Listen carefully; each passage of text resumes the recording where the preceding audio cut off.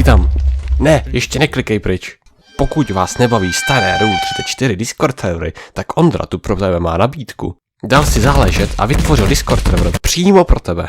Sice tu nemáme anime, ale parodii je tu více než důchodců v Kauflandu. Tak neváhej a napoj se ihned přes tento link nebo ten link v popisku. A já děkuji Ondrovi za účast v jeho videu a nyní si užijte parodii. Jo a taky možná máme sušenky, ale to nikomu ne... Tohle je styl a brainrod v prdeli. Nakonec to dopadlo tak, že se domluvili a snědli banán v reálném životě. Cože? Takže v tomhle videu uvidíš, tak sleduj. Ne.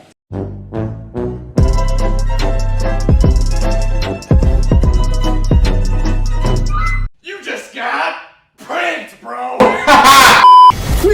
Tak jo, máme tady dnešní první způsob a já věřím, že jsem takovej debil, takže doufám, že mě tam pustí. Ne. Soon after. Ať už tady nevidím.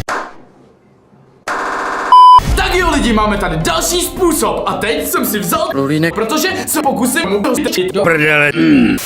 Tak to jdeme zkusit.